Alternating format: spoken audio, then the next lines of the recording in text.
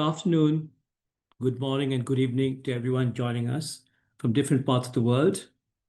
I'm Kunal Sen, the director of UNU-WIDER. On behalf of UNU-WIDER, it's my great pleasure to welcome you to today's webinar on carbon border adjustment and policy responses in South Africa and Mozambique. Discussion comes at a particularly timely moment in global climate negotiations as the world looks ahead to COP30, which begins next week in Belém, Brazil. The pricing of carbon emissions has emerged as one of the central topics of debate. This is in part due to the forthcoming definitive implementation period of the European Union's Carbon Border Adjustment Mechanism, EU CBAM in short, which will begin on the 1st of January next year. Under EU CBAM, importers of certain goods, including aluminium, iron and steel, cement, fertilizers, electricity, and hydrogen, will be required to purchase and surrender CBAM certificates corresponding to the embedded emissions of these products. The price of the certificates will be linked to the prevailing allowance price in the EU's Emissions Trading System, ETS. If a carbon price has already been applied in the country of origin, the importer might deduct that amount from the CBAM charge. The EU expects that this mechanism will create a strong incentive for other countries to adopt carbon pricing measures, whether through a carbon tax or an emissions trading scheme. Indeed, countries such as China, Turkey, and Japan have already embarked on developing or expanding their ETS systems. From a climate perspective, these are positive developments, and we should welcome them. Furthermore, the United Kingdom is following suit with its own CBAM schedule to take effect on the 1st of January 2027. However, many low and middle income countries have expressed concern about the implications of EU CBAM for their exports, competitiveness, and broader economies. The EU's unilateral approach is viewed by some as unfair and inconsistent with the spirit of the Paris Agreement, which emphasizes common but differentiated responsibilities. Understanding these implications is essential for shaping fair and effective policy responses. At UNU-WIDER, climate change is a cross-cutting theme of our 2024-2027 work program.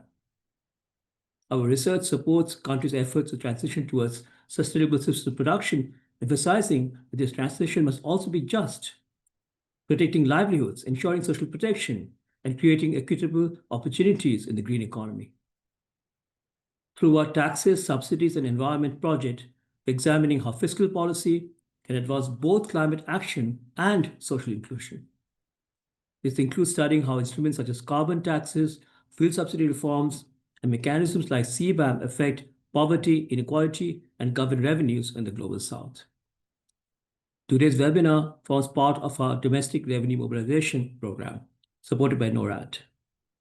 Within this program, we explore how fiscal systems can be strengthened to build resilience and expand fiscal space for climate action. So let me briefly walk you through the program for this afternoon. We'll begin with a presentation of the new model-based analysis by UNU-WIDER and Purdue University to be presented by Dominique van der Mensbroek and Maxime Chevalier.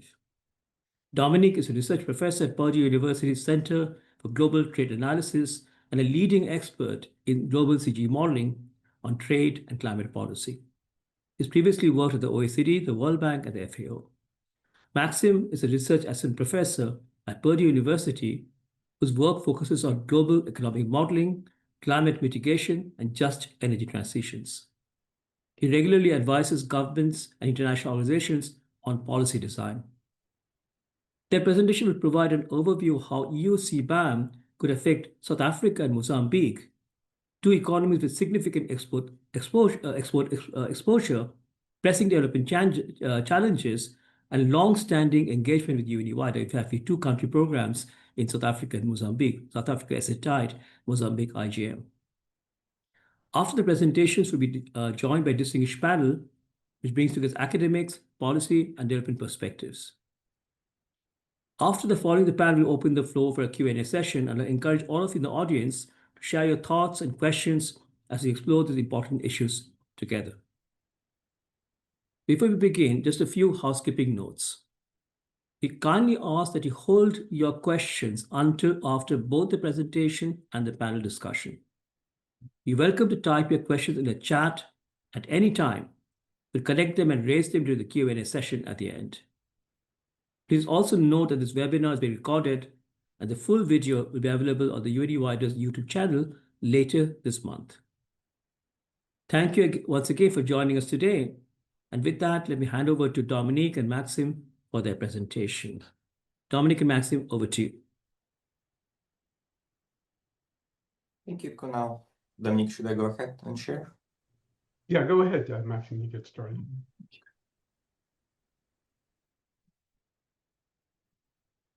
Hey, thanks a lot for the introduction. Hope you can see the screen.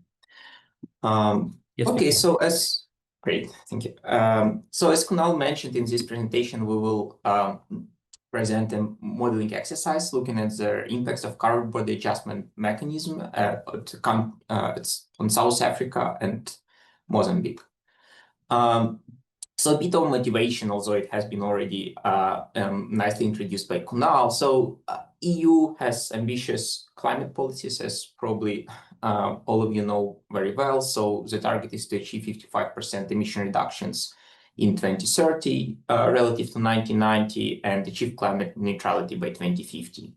So emission trading system, ETS, introduced back in 2005, it has contributed to substantial emission reductions since then, by some estimates almost 50%, but there is a concern of carbon leakage. And by carbon leakage, what is usually meant is that EU-based producers might relocate their more carbon-intensive operations to countries with laxer climate regulations.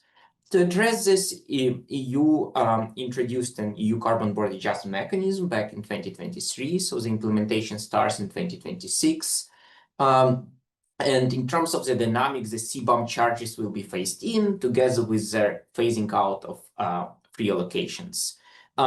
UK CBAM, which was also mentioned in the introduction, is planned to be introduced in 2027. And both of these mechanisms pose charges on selected emission-intensive products. So when we look into their kind of potential exposure to CBAM across different countries, and there are different approaches to measure it. So here we provide an estimate based on our joint work with the World Bank colleagues, where we developed the so-called CBAM exposure index. And as you can see here, if we use, for instance, some measures that estimates how much potential charges, CBAM charges country might pay as a share of their GDP. So we see that among top 10 countries, this is a figure on the right, we see both Mozambique with the largest potential, excess carbon payment, and South Africa on the 7th place here. Of course, the exposure of both countries is different, as I'll also discuss a bit later in the presentation. So Mozambique, here highlighted this darker red on the map, has relatively high share of exports going to EU of the CBAM covered goods. So roughly 9% of all CBAM exports as a share of GDP. And almost all CBAM exports goes to the EU. So the share of EU as a destination is 88% of all CBAM covered goods. For South Africa, and it's mostly in the case of Mozambique, as I'll show later, it's mostly aluminum production, although some other CBAM commodities as well. In case of South Africa, this exposure is relatively substantially lower. It's only 0.5% of GDP in terms of export share, and the exports is also much better diversified. So we're talking about 17% of CBAM exports going to EU. Still, both countries are relatively exposed, again, as mentioned earlier. So what is the contribution of this study? The nature of the CBAM is that it will be dynamic, right? So as free allocations are phased out, CBAM charges are phased in, EU ETS prices change. So it's important to understand not only what kind of current exposure of the countries to CBAM, but how countries can adjust and what will happen in kind of over time. So an comprehensive analysis of this kind of sort for the cases of South Africa and Mozambique in particular has been missing. So that's essentially the goal of this study. So we use a global economic model and combine it with their comprehensive database that traces emissions and bilateral trade at their commodity level and provide analysis of their impacts of the CBAM. And over the next couple slides, I'll go in more detail on the specific methodologies that we're using here. So our starting point is Global Trade Analysis Project Database, also known as GTAP. So GTAP is a global database that describes bilateral trade, production, consumption, intermediate use across the entire economy. So the basic version of the database covers 65 sectors, spanning from agriculture, food, energy-intensive goods, light manufacturing, and to services, and covers 160 countries and regions. Both Mozambique and South Africa are represented as individual countries in the database. So we use a special version of the database in their current study, which not only disaggregates electricity generation into 11 activities, but also adds a number of other sectors which are very relevant for the current assessment. And here I refer to their version of the database, which we call GTAP Circular Economy Database. The idea here is that we disaggregate selected energy-intensive sectors across different production technologies. So we explicitly disaggregate aluminum production, iron and steel, different types of fertilizers like nitrogen, phosphorus, potassium fertilizer, but also by technologies. So for instance, in the case of iron and steel, we have primary production based on blast furnaces, which mostly uses iron ore, and electric arc furnaces, which mostly uses scrap. So in this case, we're able to capture the differentiation between emission intensities depending on the type of the production technology. So you can see, for instance, estimates of varying emission intensities by production technology for EU average. And this is important because then we can better reflect their kind of technological structures in each country which faces CBAM. So we then link the database to the global economic model. So it is a recursive dynamic model, a computable general equilibrium type. The model is called Envisage. It has a number of advanced features which allows us to better capture their kind of impacts of energy transition and CBAM in particular. I won't go into detail on all of those features, but we do have different generation technologies. All fossil fuels are disaggregated. And then when we develop the baseline scenarios, essentially how the economy would evolve over time, we also introduce a number of kind of features and assumptions which are important for this matter, like changes in energy efficiency, changing share of renewable energy, electrification rates, lower costs of renewables over time, and so on.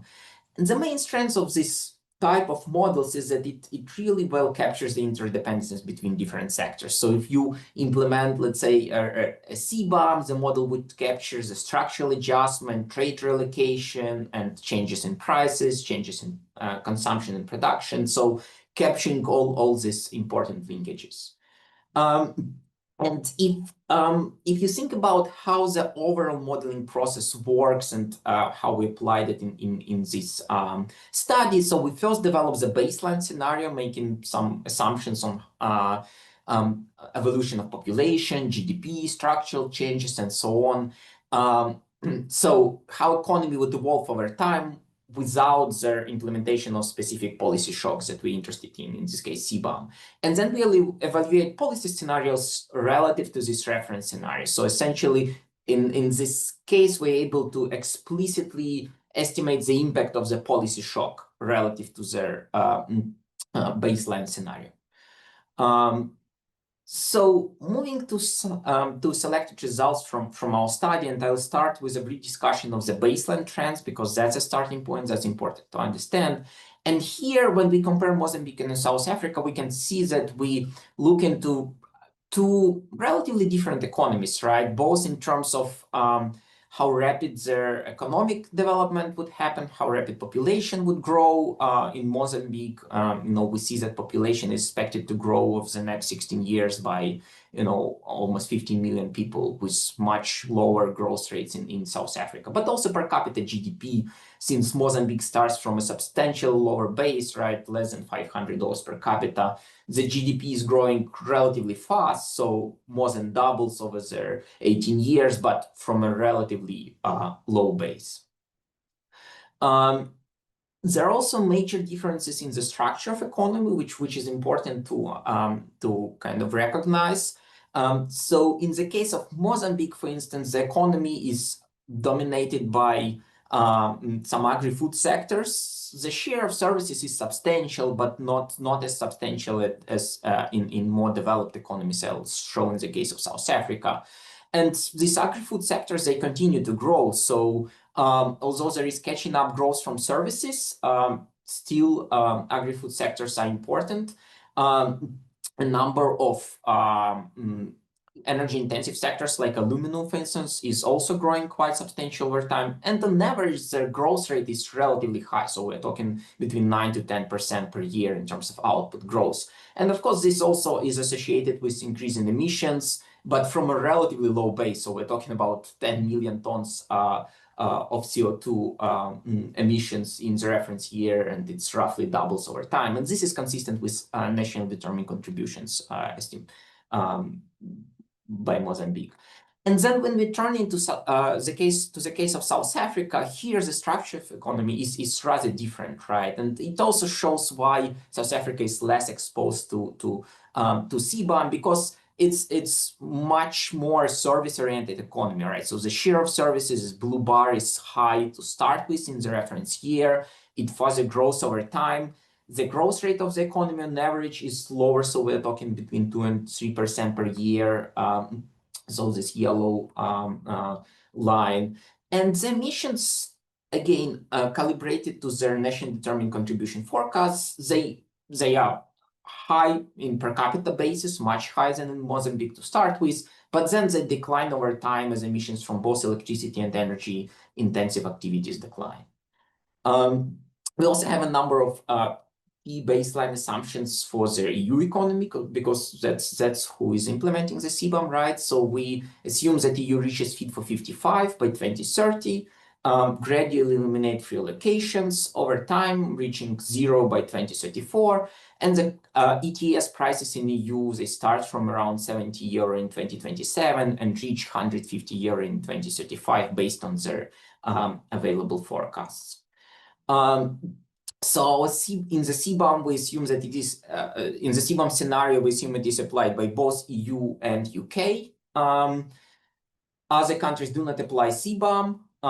We follow current proposal in terms of coverage of the CBAM commodities. So scope 1 and 2 emissions are covered for fertilizer, cement, and electricity, and scope 1 for aluminum and iron and steel. And in the case of electricity, we include coverage only of countries that do trade electricity, so neighboring countries with EU and UK. Now moving to the last part of the presentation, where we focus on selected results from our CBAM assessment. Starting from macro impacts, so kind of taking first cut on their overall implications of CBAM. First, we find that as expected from differences in exposure, we do find that Mozambique is relatively more substantially impacted than South Africa. And here we're talking about reductions in welfare of around 0.1% relative to baseline, and in case of South Africa, half of that. Similar impacts observed for GDP, also about 0.1% reduction for Mozambique and much lower for South Africa, and impacts become stronger kind of over time as CBAM is phased in. When we look at the sectoral impacts, we find that in the case of Mozambique, not surprisingly, the exports of aluminum is impacted the most, and here we are talking about potential reductions of roughly 20% relative to baseline. Now, that doesn't mean there is an absolute decline in exports, but more a slowdown in the growth rate. There is some relocation towards exports from other sectors, so net, exports decline around half of the direct impact on aluminum, so total exports, and in terms of relative terms, we're talking about less than 1-2% of total exports decline. This translates to changes in output, roughly same 20% reduction in output in case of Mozambique for aluminum, and also reductions in output of some related sectors like electricity, which are major intermediate inputs for aluminum production, with expansion in some non-CBAM impacted sectors like light manufacturing, processed food, crops, and so on. So again, on net, in terms of output, we are talking about less than 1% reduction. Moving to South Africa impact. So here, one point to note that the magnitude of impacts is much smaller than in Mozambique. So we're in terms of the most impacted sector, in terms of exports, for instance, iron and steel, we're talking about reduction between around 3% and for aluminum around 1%. With expansion in some cleaner sectors, other manufacturing, service, commodities. And when combined, total impact on exports at the aggregate level is relatively small, close to zero in South Africa. But of course, the relocation is important. And similar pattern observed for the case of output. So the export changes, they translate to output changes. And then depending how, what is the substitution between domestic supply and export, for instance, we see here that iron and steel sector in South Africa is declining by around 2%, followed by some intermediate inputs such as power generation, and then expansion in clean sectors like manufacturing and some other energy-intensive sectors not covered by CBAM, like other chemicals. So to conclude and provide some brief summary of our findings. So while we find that both Mozambique and South Africa are among top 10 countries that face potentially the largest carbon payments as a share of GDP and the CBAM, the exposure differs quite a lot across the two countries. So Mozambique being much more exposed due to its relatively large exports of aluminum to the EU, and it also a relatively large share of aluminum in its economy could face challenges adapting to the CBAM regulations. When adjustment mechanisms such as changes in economic structures of structural dynamics, growing share of services, impacts of relocations, eliminations are taken into account, trade relocation, that's all mechanisms that we do capture in our modeling framework. The macroeconomic implications of the CBAM by 2035 are not that substantial, so rather modest. We're talking about 0.1% of GDP in Mozambique and much less in South Africa. Of course, sectoral level impacts, that's where more kind of challenges might occur, and particularly in Mozambique, where both exports and output of aluminum could decline by over 20% relative to baseline. In case of South Africa, reductions in exports of iron and steel could reach around 3%, and exports of aluminum could decline by over 1%.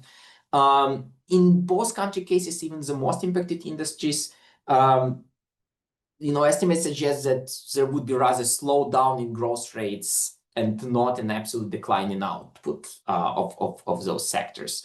Talking about potential policy implications of this, so it's important to continue efforts in terms of implementing monitoring and verification of emission intensity so that they better reflect cases where emissions are lower, for instance, than EU, or relatively low compared to other trading partners, and with potentially adverse implications for selected sectors, targeted measures, for instance, for labor market adjustments and for kind of softening the adverse distributional implications of the CBAM might be a focus for going forward. And with this, I'll stop. Thank you.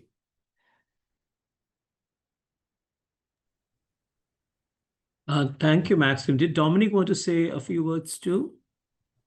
No, I'm good. I think Maxim said most of what we wanted to say at the beginning. Thanks. All right. Okay. Thank you. So I want to thank Maxim and Dominic for the fascinating presentation. And now I want to turn our attention to the panel, and we'll come back and give the presentation later in the discussion itself. So I want to introduce the panel now, and we have three panelists. First, Lawrence Edwards, Professor of Economics and Director of PRISM at the University of Cape Town, South Africa, whose research focuses on trade policy, labor markets, and firm performance in Africa. Rajat Kathuria, the Dean of the School of Humanities and Social Sciences and Professor of Economics at Shiv Nadar Institution of Eminence. Rajat has over 2 decades of experience in economic policy, regulation, and competition. Jody Keane, Principal Research Fellow at ODI, leading work on climate, trade, and development with a focus on green trade measures, value chains, and the climate trade nexus. So I'm going to start, and thanks so much to Lawrence, Rajat, and Jody for joining us today. I want to start by first saying that if you have any comments on the presentation from Maxime and Dominique, please do feel free to make those comments as you go around the discussion. But let me start with 3 questions in turn, which I asked to all of you, and I'm going to then ask specific questions to Jody, Lawrence, and Rajat afterwards. So first question would be to all of you, and then you can also bring in your comments on the presentation at this point. How should policymakers balance fairness and climate ambition in implementing mechanisms like CBAM?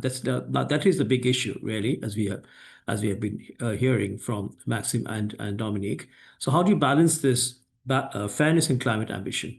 Is there a way to think of policymakers to try and do that? So let's start with Lawrence first. Thank you. So thanks for the opportunity, and thanks for the presentation. I actually have a couple of comments and questions around the presentation. So maybe I should kick off with those first, and then we can move into some of these issues. And what I really liked about the presentation and the model is that these GTAP frameworks are very helpful and strong in trying to capture the domestic general equilibrium effects, the kind of global general equilibrium effects, but also the substitution effects across countries. And so one aspect I thought would be very interesting to consider is the importance of relative emission intensity or relative emissions and how this drives some of the outcomes. So for example, some countries may have very high emission intensities and others relatively low. And then the interesting question is, to what extent do these drive some of the relative outcomes? Do they amplify the negative effects or compound or maybe offset some of the negative effects? I just want to highlight that in one aspect. My understanding is that the UK CBAM actually includes indirect effects, and I stand to be corrected on that.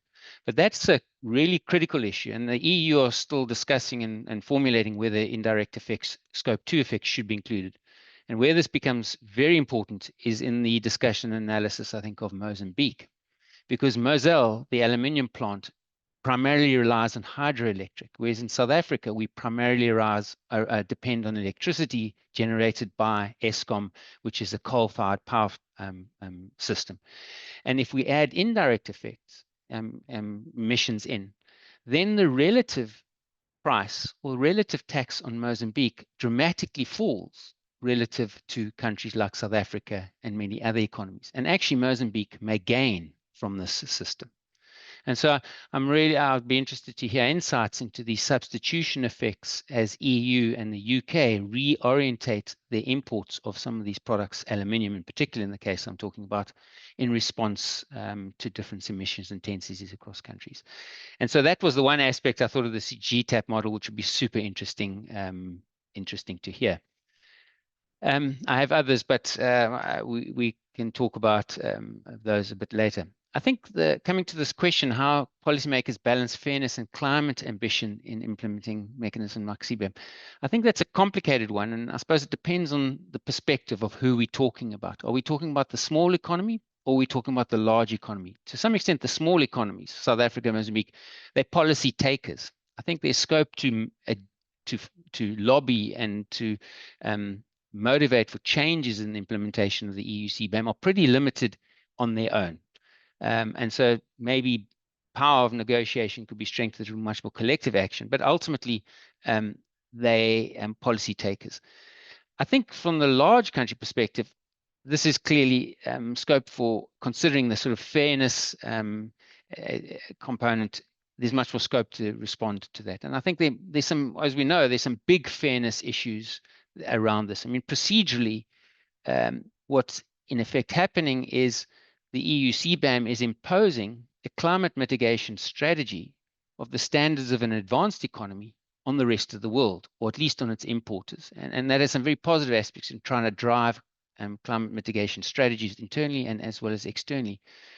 But emerging economies are slow takers, are late takers here in updating in terms of both their emissions. They're low emission emitters globally, but they are then going to be forced to adopt policies that are potentially structurally adapted towards advanced economies. So just the technological sophistication of production in advanced economies is much less carbon intensive than, for example, in South African plants and so on.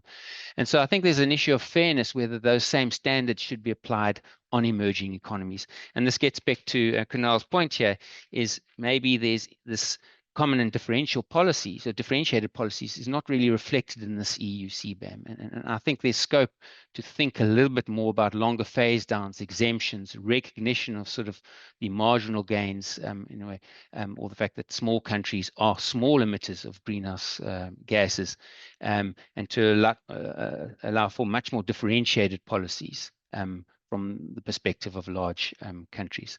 And I think that would balance fairness in a way much more than the current policy is. Thanks. Thanks, Lawrence. Very, very interesting observations and the comments on your for Maxim and Dominic. We'll take that maybe at the end of this round of questions. Rajat, over to you. Same question. How should policymakers balance fairness and climate ambition, implementing mechanisms like CBAM? Yeah, thanks, Kunal, and thank you for inviting me. And that was a wonderful presentation. And I must say that it also sort of mimics, to a large extent, models that have been built for India around CBAM, is that the macroeconomic impacts are fairly limited initially. I mean, the impact was 0.02%, 0.03%, but it's the sectoral impacts that are much more concerning, worrying, which is that, steel, 90% of all CBAM exports to the EU from India are iron and steel. And it's the steel sector that seems to be affected much more. So there are distributional consequences. And even within steel, it's not the big players that are likely to be affected. So we've got some global giants like JSW and Tata's that are not going to be affected too much because they've internalized carbon pricing in some sense. But it's the small and medium enterprises that constitute a large number of exporters that are going to be affected. So the distributional impacts are quite worrisome for India. And in some sense, that's what the model also shows. And I think the question, again, the question that Lawrence raised is the question that I would also be interested in knowing, is when there is an expansion in CBAM for the introduction, towards the introduction of scope 2 and other indirect effects, what will be the impact, overall impact on the economies, especially the relative impact. So that's an interesting question also from our perspective. Balancing fairness, there's been a raging debate in India, Kunal, as you probably know, around CBAM. And that raging debate involves questions around CBDR that you raised right in the beginning. And also questions around, does it violate the principles within the WTO of non-discrimination? And there are some people who say that it doesn't violate, it's exactly the same, aspects that are being implemented within the EU that are going to be implemented elsewhere as well.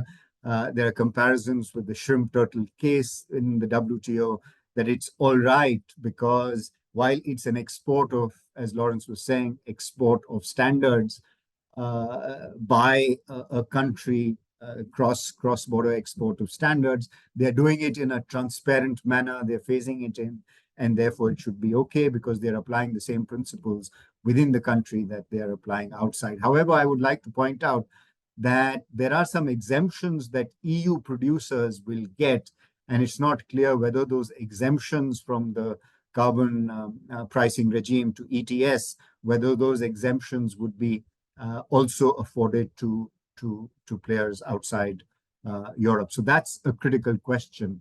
And I don't have the answer to that, whether those exemptions will be given to, but it does raise the question of fairness. I think so much of the current debate around the world, especially in international trade, is around fairness. And there's one aspect which says that the existing rules of the game actually favor the rich countries. And the absence of rules also favor the rich countries. So in any case, I think it's the emerging markets, the poorer countries that are going to be affected, because the existing rules, and CBAM could be thought of as an extant or an existing rule favoring the rich countries, and what's happening in different parts of the world about there are no rules, so you make the rules as you go along. And of course, in case there are no rules, the absence of rules also favors rich countries. So whichever way you skin the cat, I think emerging markets are going to lose. But let me come back specifically on the question of fairness on CBAM, which is that I'll raise one specific issue and I'll come back to this, Kunal, if there's interest, is on the implementation. I mean, we know that the Implementation Act hasn't been passed, but it will be implemented on the 1st of January. Retrospectively, the payments will be made, although it's unlikely that the payments are going to start on the 1st of January.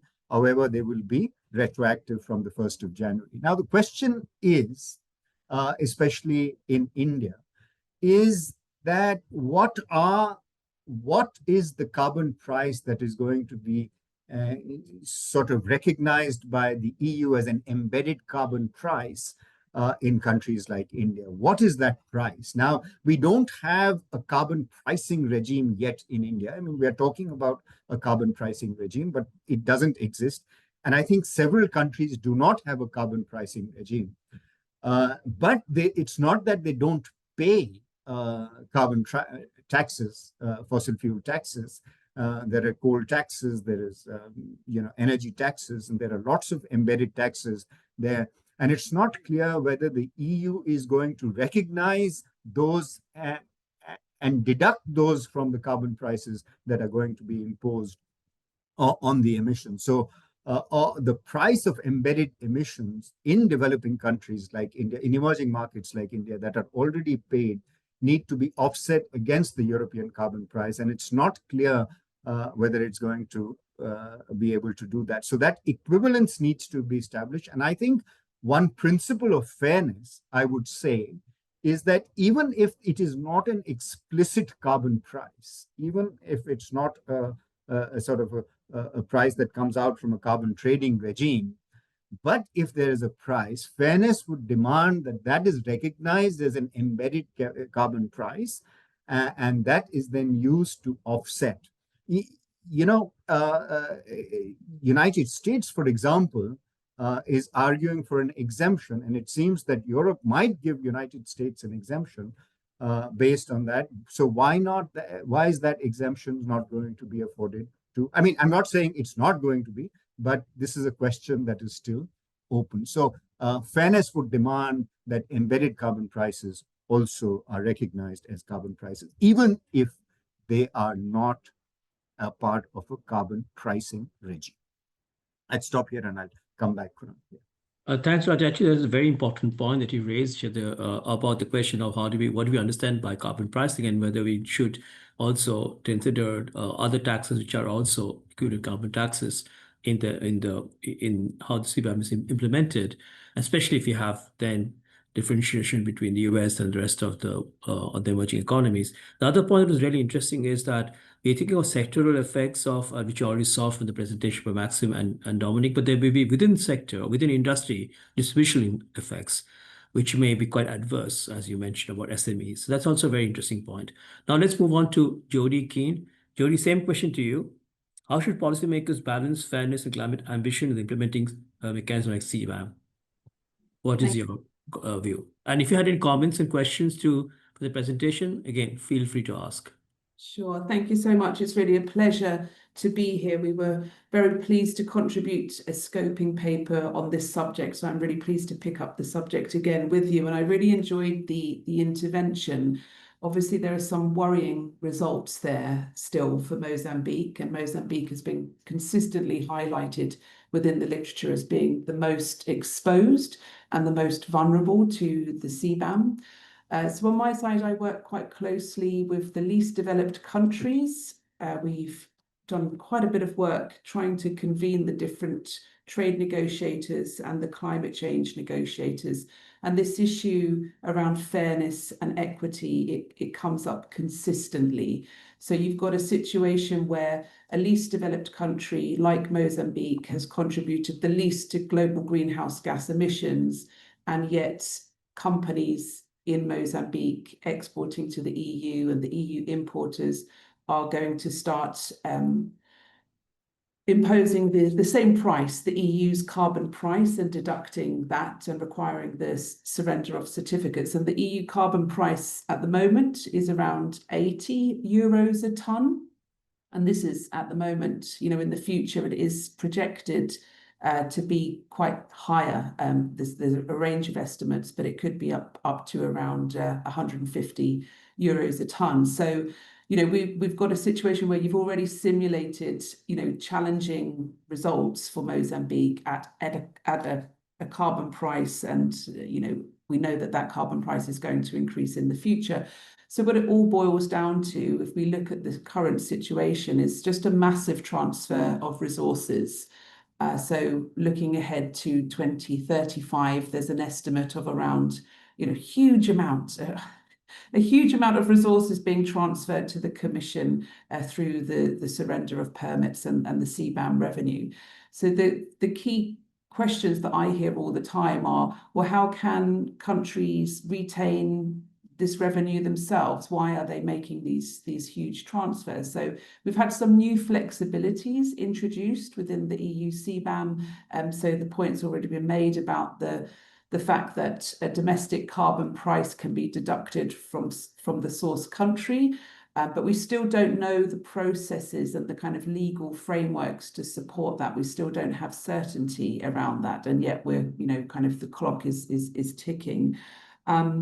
And then, you know, I can think from the kind of business perspective as well. There are all sorts of questions around, well, you know, if one country says their carbon price is this and another country says their carbon price is that, you know, how can we have kind of agreed common frameworks, interoperable frameworks? We're so far away from that point at the moment. So you've got this question around fairness in terms of paying the same price, the same carbon price. And then you've got this point around equity in terms of the kind of different needs, the different kind of historical responsibilities. So I think where I've been trying to make some headway is around this, you know, trying to avoid the transfer of resources as much as possible, trying to retain resources in country to support countries' own green transition agendas. Are there links that could be made to Article 6, for example?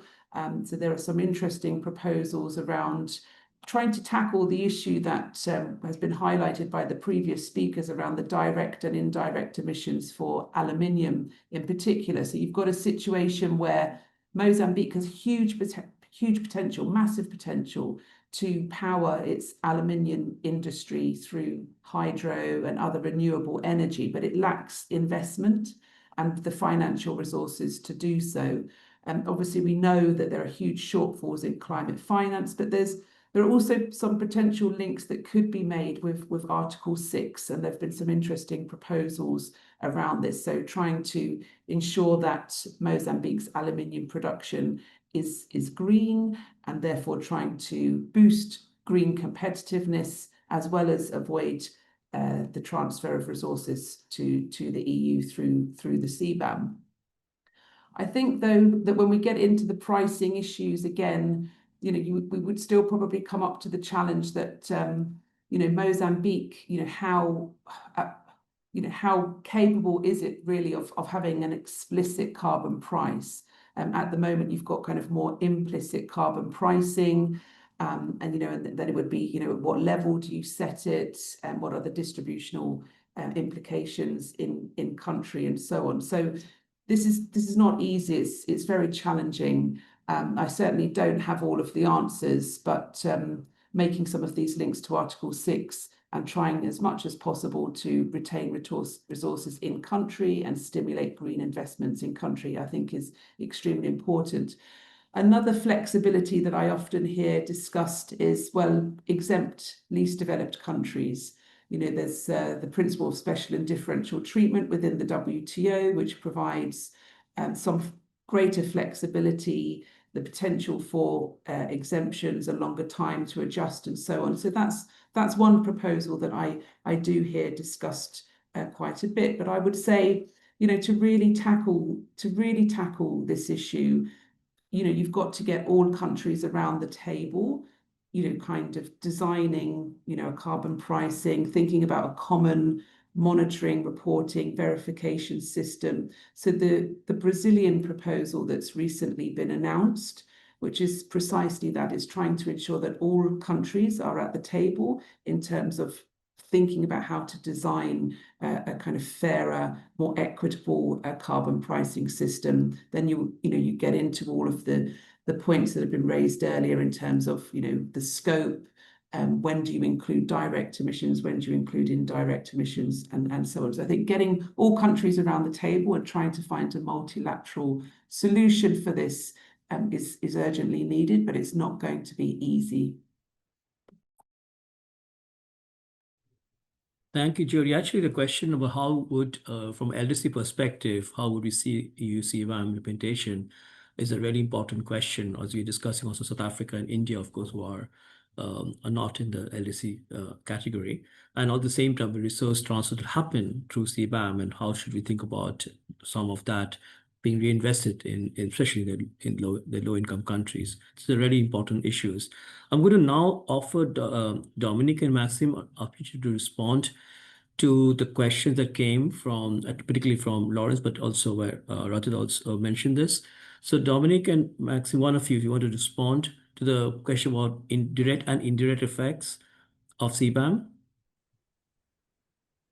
Maxim, I have some responses to some of the other issues, but Maxim could respond perhaps to the specific technical question about the scope. Okay, go ahead, please, Maxim. Please go. Yeah, great. Thanks. Yeah, thanks, Lawrence and also Rajat, and for raising some of their important points. So in terms of relative emission intensities, indeed, that's a very important point. And we are taking into account it both directly in our modeling exercises, right? But also, for instance, in the CBAM exposure index that we developed with the World Bank colleagues, there we kind of use the relative differences in emission intensity to understand how exposed the countries to CBAM, right? Because you can have, for instance, emission intensity higher than EU, but lower than all other trading partners. And then in relative terms, you might even benefit from CBAM in that case. So another important point to note is that the CBAM implementation is a dynamic process. So we do have elimination of reallocations in the EU, so which essentially kind of implies that if the emission intensity of the EU trading partner is lower than that of the EU, in relative terms, that country might even benefit if it is cleaner than EU, right? So in principle, for instance, in the case of Mozambique, right, if we do include scope 2 emissions, which are, for the case of aluminum, which are currently not included, and, you know, if Mozambique's electricity mix is much cleaner than EU, in relative terms, that might even benefit Mozambique, right? Of course, it's very country dependent, right? So, for instance, we also did a study with colleagues focusing on the impacts of CBAM on Ukraine. And there we found that if scope 2 emissions are included for iron and steel, then that substantially kind of like increases the impacts on iron and steel sector in Ukraine, because electricity mix there is not that clean, you know, relying partly on coal power generation. So the results would be very country specific. Other point to note here is that it's also kind of in some cases tricky to differentiate what electricity mix to use for a specific producer, and in some cases the data might not be explicitly available. So whether it's, you know, on-site source generation, or do we assume kind of like a country average electricity mix, which might kind of differ, and how do you kind of like standardize that? What kind of like proof do you provide in terms of what specific energy mix is used, depending on whether peak base load, during nighttime and so on. So there might be some technical complications there. Also to note in terms of kind of expanding coverage of emissions. So for now, we are following what EU has suggested in the CBAM implementations. But indeed, potentially if higher range of products is covered, or emissions are expanded to scope 2 or potentially even scope 3. Also, there are much more kind of substantial technical complications on calculating them. That might kind of make impacts much more substantial. And maybe one last final point to note, getting back to some comments made by Lawrence, is that we do find that there is quite substantial difference between kind of like first order effects of CBAM if we assume no adjustment in trade and production structure versus impacts that include those adjustments. So often we find that 1/3 up to 1/2 of all trade could be relocated if EU is not kind of the only destination for the CBAM commodities. And then there is a relocation of production across sectors. So yeah, there is for instance, like shrinking in aluminum sector, but then relocation of resources towards other sectors which either are not explicitly covered by CBAM or are less emission intensive, which does adjust kind of their overall impact of CBAM when these indirect implications are taken into account. So that's also important to consider versus just looking at direct implications. Yeah. So and then Thank you very much, Maxim. So let me move back to the panel once again, and we can bring these issues up back for discussion later. But I just want to now ask actually specific questions now to the panelists. I want to start with Jody. So Jody, given the recent decision by the United States to once again withdraw from the Paris Agreement, how does this affect the global landscape for carbon pricing and border adjustment mechanisms? What do you think has changed in the last few months in this area? Thanks very much, Kunal. So yes, obviously it's deeply concerning that the US has exited from the Paris Agreement. It is still, though, a member of the WTO, the World Trade Organization, and it has recently paid its membership fees as well. And within the WTO, there are groups of like-minded countries that are trying to tackle this issue. So over the summer, there was a recent proposal by other countries, Japan, Korea, Australia, the United Kingdom, which was trying to, again, tackle this point that we need kind of interoperable frameworks, common monitoring, reporting, verification systems. So the sense that I get really is that kind of big business really gets the sustainability challenge, right? Even if, you've got governments in very large economies that, are like in the States, that are retreating from the Paris Agreement. I think generally, multinational, transnational, big companies, from what I hear is that they get the sustainability challenge there. They're trying to work with the existing kind of guidelines that the EU has pioneered, and I don't want to be seen to be bashing the EU at all, because we all know that we drastically need to reduce emissions. You do need some kind of momentum, some movement. It's good that you have a standard setter, but I think we're at a point now where the EU, it really does need to assume leadership on this, and it needs to do so in a far more inclusive way. And as I say, there are kind of groups of like-minded countries that also want to make progress in this area. So of course, the recent developments in the US are disappointing, but I'd like to remain hopeful that there can still be momentum, that this can still be kept on track. I think where things get a bit more challenging is in relation to this new kind of call for, or the response of the Commission to the Trump administration, where the Commission has said that it's willing to be more flexible to the US in relation to different types of trade-related climate measures. So this also includes the EUDR. So the EU has used that language that it's willing to be more flexible. And this has just been taken very poorly by the developing countries at the WTO, who have been consistently calling for greater flexibility and for the EU to rethink its approach on CBAM and so on. So I think the biggest risk that I foresee is that perhaps a lot could happen in the coming few months, right? And we want to keep the momentum. It's good that there's a proposal by Brazil, there's momentum there, but if the EU kind of backtracks because of the US and says, okay, greater flexibility, maybe there's a delay to the EU CBAM because of the US, I think that's when it would start to get very problematic. So it's just, what does greater flexibility towards the US mean? And why has the Commission not been so flexible to other types of developing countries who have asked for more support, greater technical assistance, and so on? So that's the biggest risk I see at the moment. I completely agree with you, Jody, on this point. If the Commission sort of backtracks or has special deals with the US administration on CBAM, I do think it's going to create a very poor example for the rest of the world who are trying to grapple with what we already been hearing, some significant, at least sectoral effects of CBAM when it starts being implemented from January next year. So that's something that we really be concerned about. I want to ask now Lawrence a different question, and we need to be just conscious that we're getting very good questions in the Q&A, so we have to keep some time for that.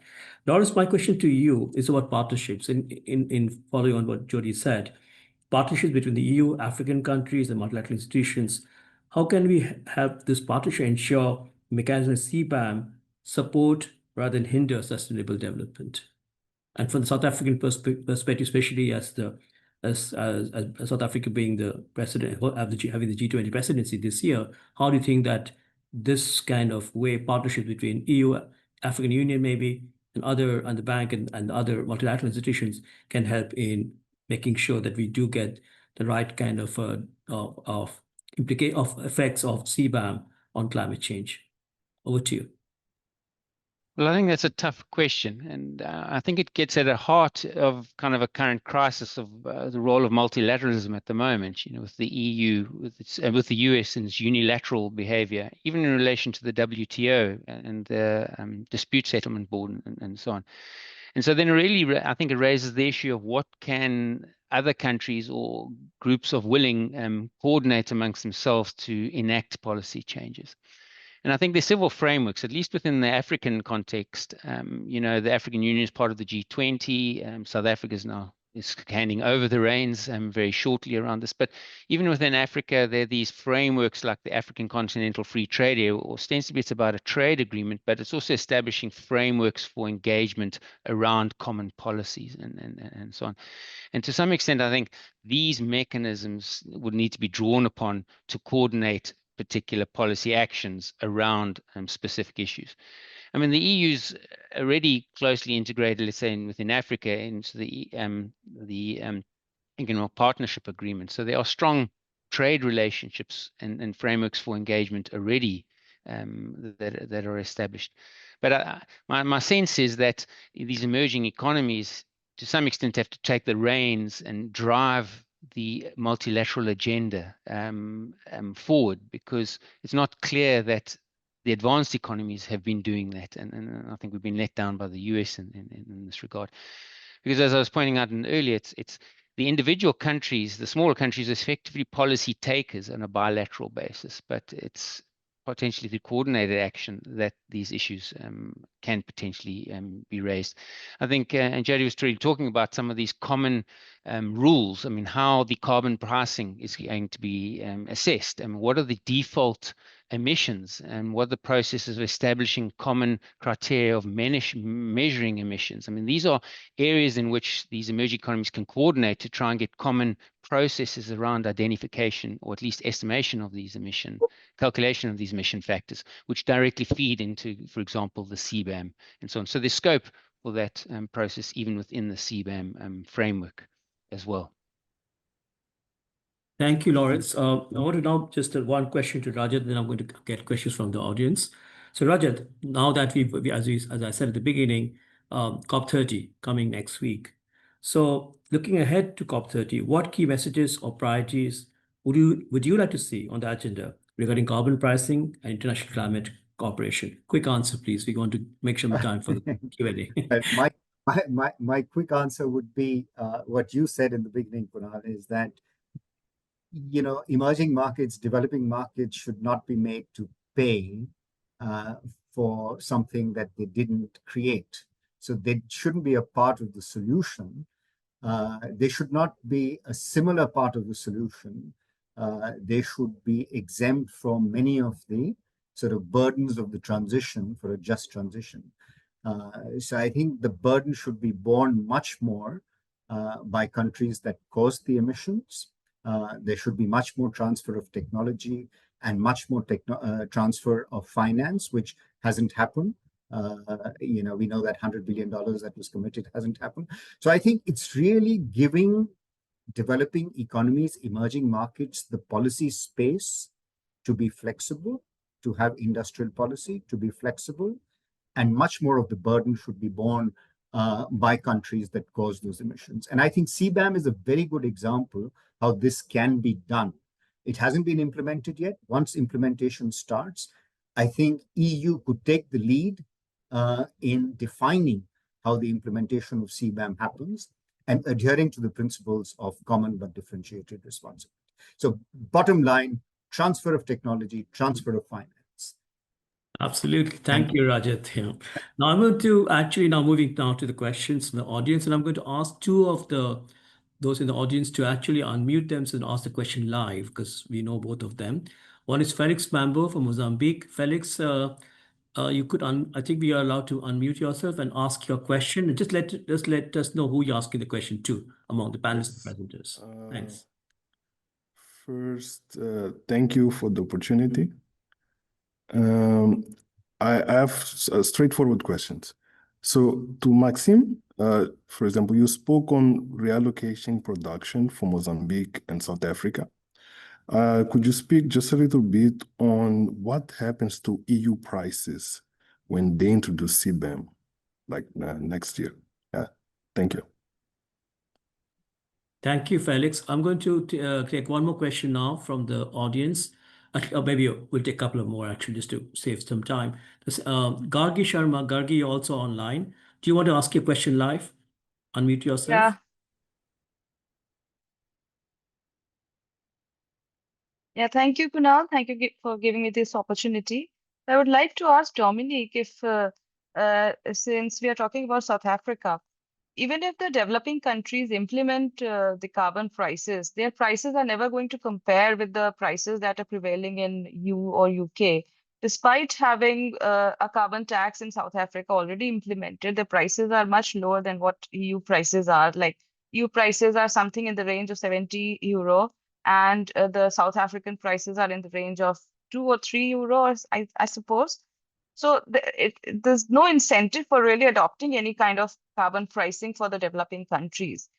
So given this context, IMF has actually suggested certain floor prices for according to the country's GDP. So what are the possibilities for adopting something like that? Like, I would like to have your opinion or comments on that. Thank you. Thanks, Gargi. And I would like to take two more questions from the audience, and maybe here's where Tristan, my colleague, can read out the questions for the panelists and the presenters. Yeah, Tristan, go ahead. Yes, so the first from Rita Mena, she wanted to ask Lawrence, is the energy for Mosal purely hydroelectric, or is it a hybrid mix coming from Eskom? And we have two questions from Jack. He asked if developing countries also charge carbon tax on the finished products, then how will EU charge CBAM to the products which the companies have already paid carbon tax? Or will EU charge the carbon tax difference between two countries? Another question from Jack. If the companies in developing countries have implemented carbon offsetting projects, then how will EU charge CBAM tax for these companies? Will EU take it into account and use some accounting principles? Not sure whose Jack's questions are to. All right, very good. That's very nice questions. So I think first, Maxim and Dominic, I think there were specific questions to you, and then we'll ask the panelists to also come in on the other questions. Sure, I can take a first crack. First, a lot of the questions and suggestions that are coming through is really about the exact implementation of the CBAM. You know, so our offsetting mitigation efforts in the exporting countries going to be taken into account.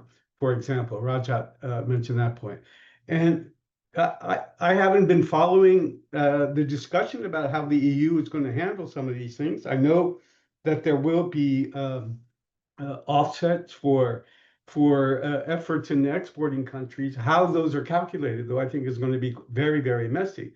Rajat mentions that the existing energy taxes in India should be taken into account. But I suspect as well that in India, as in many developing countries, there are also significant subsidies for different agents across the economy. So, you know, when you look at the global scope of each country's efforts, I think it's going to be very hard for the EU to kind of take a quantitative measure as to how much effort is being done. And that gets to the other question that was addressed directly to me is you know, the IMF proposal, for example, to have different carbon border measures depending on per capita GDP. I think that is certainly something that one should consider. I think, though, if you look at the domestic political economy of the CBAM, in other words, what's driving it in the EU, there's this tension between the CBAM as being a greening measure, trying to lower emissions, and CBAM as a measure to protect domestic industries. And where that tension, what equilibrium is going to be reached on that tension. You know, my impression right now is that the domestic political economy in the EU and in the US, for example, is more towards protecting domestic industries rather than having more weight on greening the global economy. I'll stop there. Maxim, you can take up everything I left off. Maxim, quick response. Yeah. So on the point of the impacts of CBAM on EU, so it's a complex case because we're talking about interaction of multiple impact channels, right? So it's CBAM is implemented at the same time free allocations are phased out, and we assume there is an increase in ETS prices, right? So the impact that we are observing is from all these measures combined. Of course, we can kind of disentangle this by running additional decomposition scenarios, understand each of these kind of elements, but that's what we observed. Saying that, in general, when the CBAM is introduced, it's kind of it reduces imports of selected emission-intensive goods and then increases EU domestic production of these goods. So, in a sense, it would lead to an increase in domestic emissions potentially, right? Compared to the case when the CBAM is not introduced, right? Because that's what you do, you avoid carbon leakage, right? With that, since we have exogenously imposed target on the emission trajectory, so what the model does essentially increases domestic ETS prices, right? To keep emissions at the same level. So an immediate impact of CBAM, at least, you know, from this interaction would be some moderate increase in domestic ETS prices. Now, since we still have a relatively substantial share of reallocations, you know, we are talking about relatively moderate impacts, I don't know, in the range of 5 to 10 euros in the next few years, if not less, right? Of course, once the reallocations are heading towards zero and ETS prices increase, the impacts might be more substantial. So that's on price impacts. Yeah, that's it's very complicated, definitely. Lawrence, there was a question that was specific to you, I think. Yeah.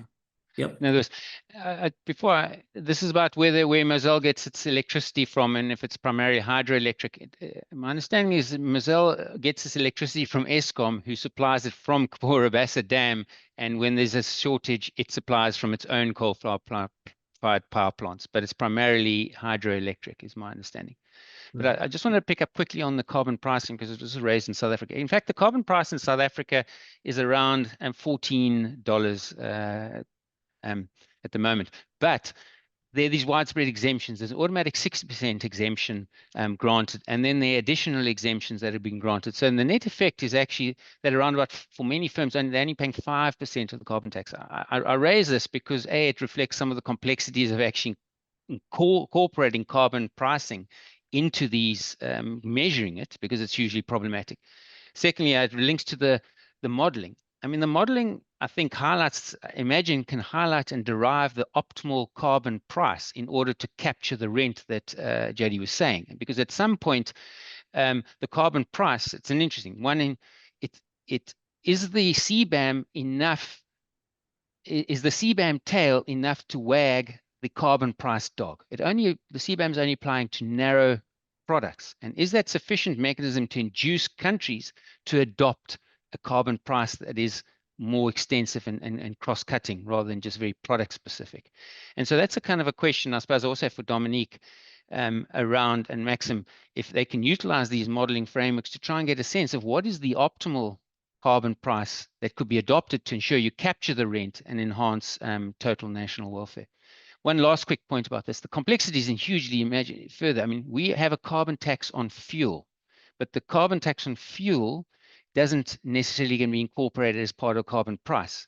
Electricity at the moment is exempt from a carbon tax, but if electricity is incorporated and we have to pay if a tax is paid by the electricity generators or for purchase associated with electricity usage, is that then also incorporated even in your carbon price, even though you're not incorporating indirect emissions or scope 2 emissions in your calculations of your emission factor? So this is such a complex issue. And I know the EU sent out a call last month for evidence around this particular issue as they try and figure out what policy to be implemented. But anyway. Yeah, thanks. That's very, very important. Jody, there was a specific question about the CBAM implementation. I know that you are absolutely an expert in this area. Did you want to respond to a particular question from Jack? The two questions that came from Jack itself? I can. If you just remind me, sorry, I'm so engrossed in this discussion. So there's specific points around the pricing, perhaps I'm happy to pick up on. Yes, it's maybe Tristan can read this question out again. Yeah, so Jack asked, if developing countries also charge carbon tax on the finished products, then how will the EU charge CBAM to the products which the companies have already paid carbon tax to? Or will the EU charge carbon tax differently between two countries? Yeah. And then his second point was, if the companies in developing countries have implemented carbon offsetting projects, then how will the EU charge CBAM tax for these companies? Will the EU take into account some accounting principles? Yeah. So I guess, it's extremely complex, but I think the answer is quite simple because this is all still to be determined. So as I mentioned in my intervention, the kind of legal processes, like how to account for a carbon price that's been paid already in country, that process is, the kind of consultation process is still ongoing. And then you have the, how has that carbon price been derived through what mechanisms, and that may include the carbon tax, for example. So that space, I think it would be good if as many countries, as many stakeholders could provide their feedback and their views to the Commission as possible. But you can see that this can become extremely complex, and it's almost, so it's been described as something like a kind of new type of spaghetti bowl that's kind of arising, just a huge amount of complexity, lots of work for auditors, But this is causing a big headache for most policymakers around the world. So it's extremely challenging, and something that I always pick up on as well is the fact that, say, on the African continent, so South Africa, particularly South Africa's fairly well advanced in terms of its carbon pricing, taxation, carbon market, and so on, but still the price is very low.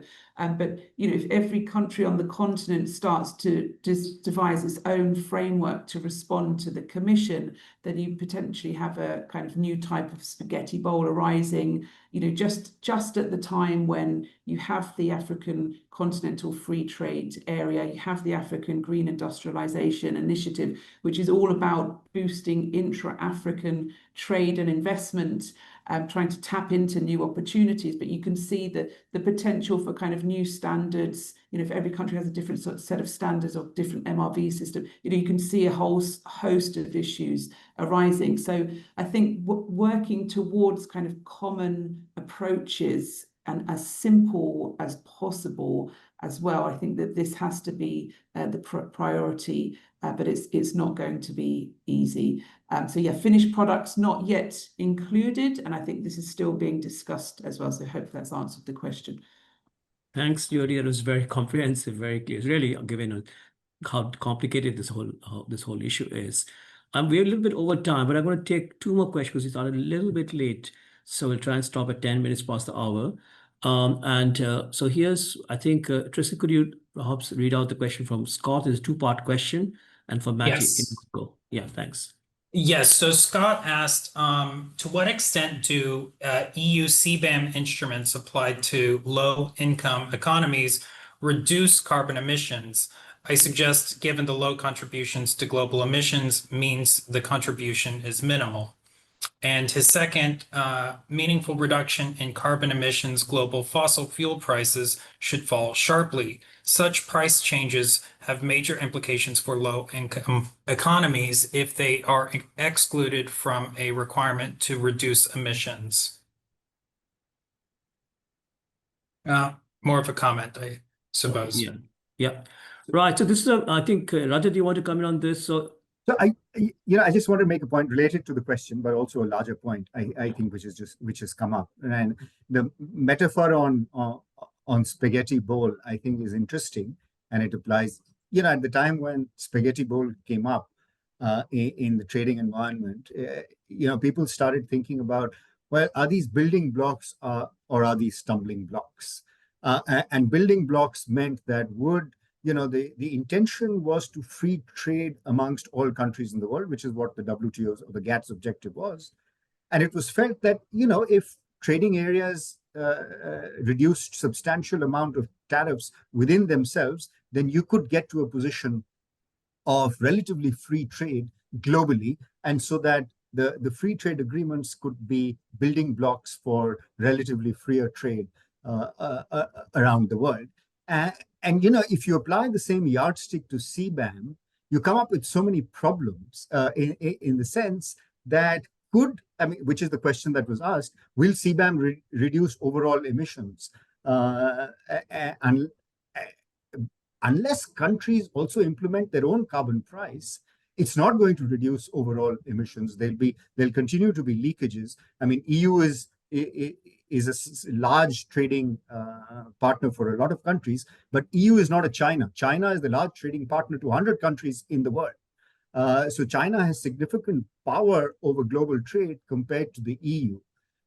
So I don't know how much of global reduction in emission EU's carbon price would lead to. And I think that's an important question, because underlying that is then the discrimination or the unfairness that is embodied within CBAM.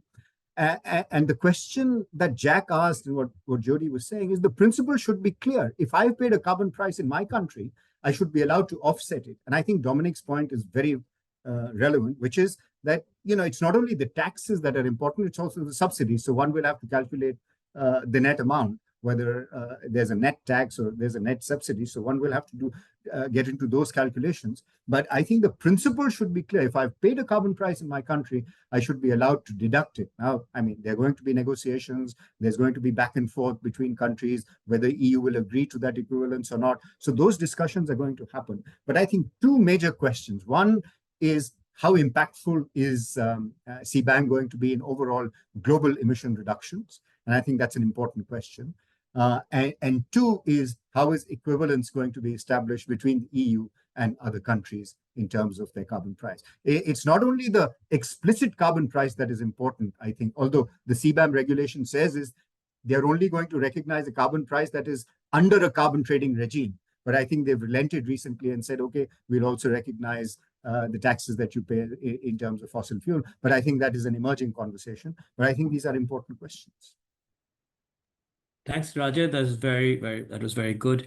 I'm now going to ask each of the panelists one concluding 30 seconds, one sentence. What would you like to see happen next week in Belém? So perhaps starting with either of Maxime, Dominic, what would you like to see happen in Belém, particularly around carbon pricing and emissions trading? Your wish list.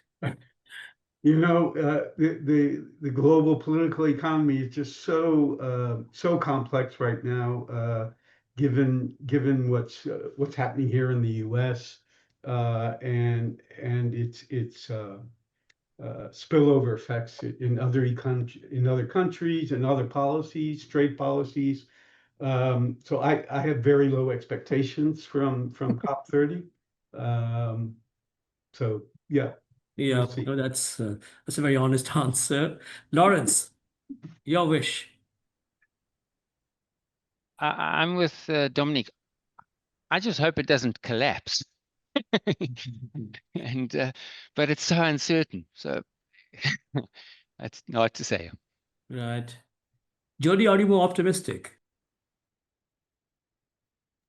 So I guess I'm slightly more optimistic because I think it is really positive that Brazil has come out, quite strongly on a number of different fronts, actually. And something that's come to my mind, I was reading through the proposal for the new Forum for Cooperation on Climate Change, which is trying to tackle the issues of carbon pricing, is that they also make reference to, ensuring the importance of other extremely climate vulnerable goods and services. They make reference to technology. So I'm, a bit more positive because I think we do need to move away from this sole kind of focus on pricing to actually the value, so think about the value of nature-based ecosystem services. That shift is that would be really positive if we could get more of that, so I think. All right. Rajat, quick response. I mean, you already said to us quickly, I think that I think that countries going it alone now is really the sort of wrong, or I don't think it's a justified way. I think countries, should do it together. I mean, if we're going to implement a carbon price, it should be done globally rather than, I mean, the Brazil proposal that Jody is talking about, I think we should do it multilaterally rather than individually. There's too much of, individualistic, tendencies in the world today trying to address, global problems or what their own perception of global problems are. I think global problems are best tackled globally, multilaterally, rather than by individual regions or individual countries. So much more stronger focus on multilateral ways to address global problems. Right. And climate change is a global problem and needs a global solution and needs collective action across all fronts. Yes.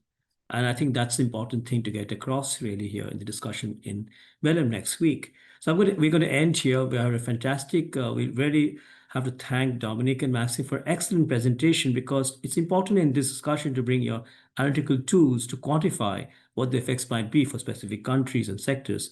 And that was such an interesting presentation. We look forward to the working paper, which will be published, I suppose, fairly soon. And of course, the panelists, Jody, Rajat, Lawrence, we learned a lot from different country experiences here, whether it's Mozambique, South Africa, India, and there was a really, really interesting discussion on CBAM and its broader implications. Thank you so much. Thanks to the audience. Excellent questions. I'm sorry, I don't think we could get to all of them. We've tried our best, and of course, you can follow up with the different panelists separately, bilaterally. Thank you very much, everyone, and we again very appreciate your participation in this webinar. Take care. Bye. Thank you, Kunal. Bye-bye.